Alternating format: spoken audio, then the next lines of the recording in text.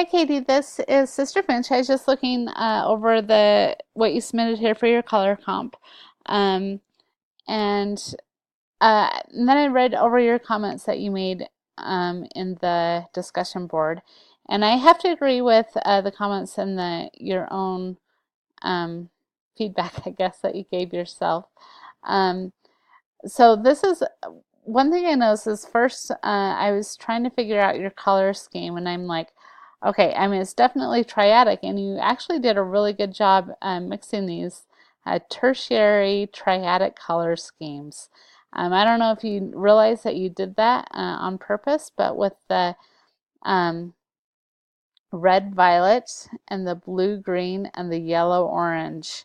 Those are tertiary colors, and they're also in a triadic um, color scheme, which usually students haven't thought that complexly about it. And so I wanted to congratulate you on that. That was fun to see. I don't know, like I said, I hope that you did that intentionally, but I don't know, maybe you just have a knack and were able to do that without even thinking about it. I'm not sure, but perhaps you did. And either way, it's wonderful to see that. Okay, and then the other thing that I noticed when I when I opened up the design is, I'm sorry, I've got a cold. Um, yes, your colors are very saturated, and so you're going to want to figure out a way to desaturate some of those colors. Um, you're also going to want to think about your focal point as well. Um, Right now, the fish grabbed my attention. I think it was because of the value contrast between the yellow and the blue. A value contrast is the easiest way to create a focal point. But then you jump over here and you've definitely got this larger octopus shape um, in the corner, and you have that value contrast between the darkness of the cave and the lightness of the octopus. And so you're going to want to pick one of those shapes. Also, I think this one drew my attention more because it's not surrounded by other shapes so much. You've kind of isolated it. But you're going to want to be sure with your design that you make one more important than the other. If you decide to go with your fish design, I would keep some very highly saturated colors. I would add some detail work. I would actually even make it just a little bit bigger. Um, or Probably just a little bit bigger. It's almost within the rule of thirds. Your focal point for this assignment needs to be within the golden section, within the rule of thirds. So it'd actually be better to have it right about here in the design. Um, but I mean, it's pretty close. I probably won't mark you down for that. And so if you're going to have that as your focal point, like I said, you need to make sure it commands more attention. That's giving it more value contrast from the background, more color saturation contrast, and adding some detail work will really make that stand out.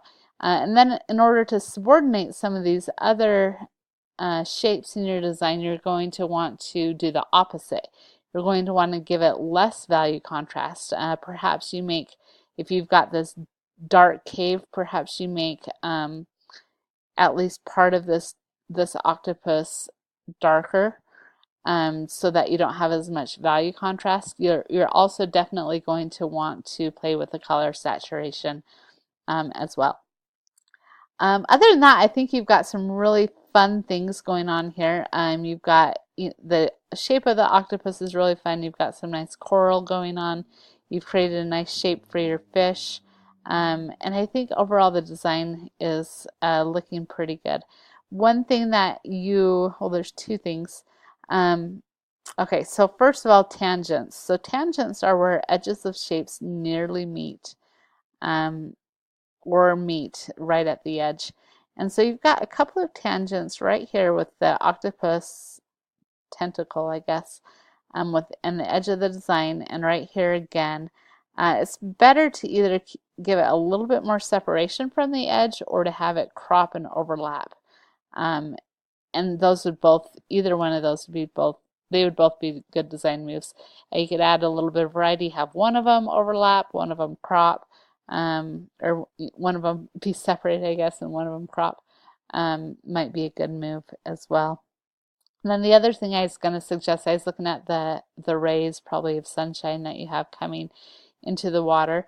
You might want to consider varying the thickness of these rays. You know, perhaps you have one thicker one, a thinner one, or at least you have, rather than have them be the exact same bar shape, maybe you fan it out and make it um, a little bit more of a diagonal shape.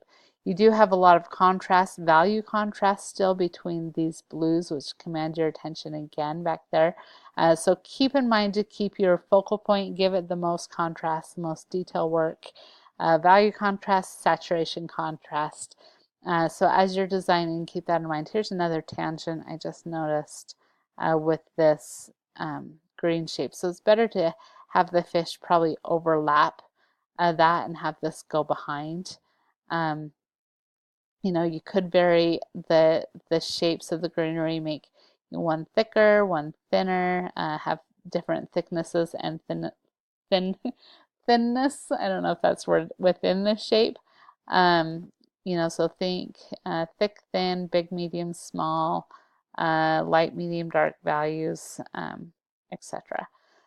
So then the other thing I wanted to draw your attention to, and just to get you thinking and give you some ideas, the more detail that you add to a shape in your design, the more dominant it's going to be. And I just opened up, how some different artists have addressed adding detail work to their shapes.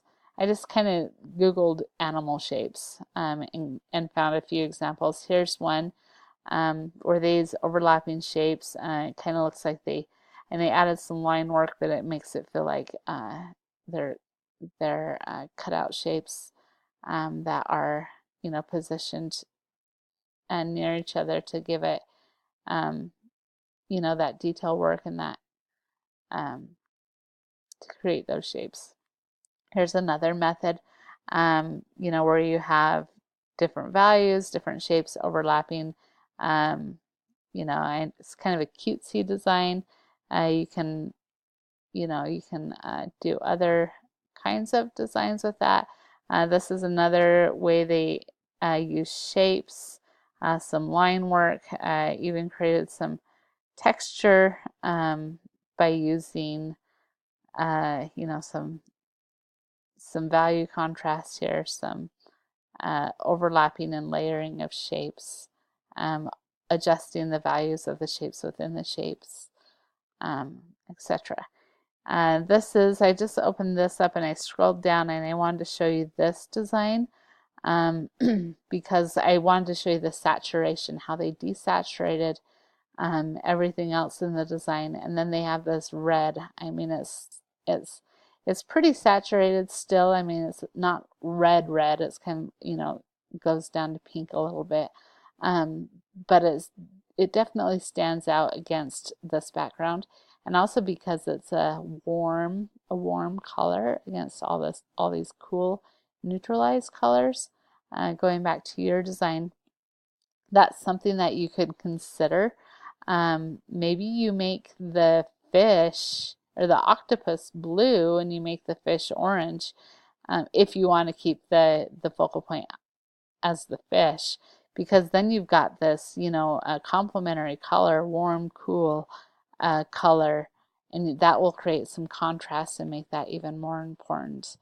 Um, you'll want to play with that because if you were to make this blue per se, uh, it would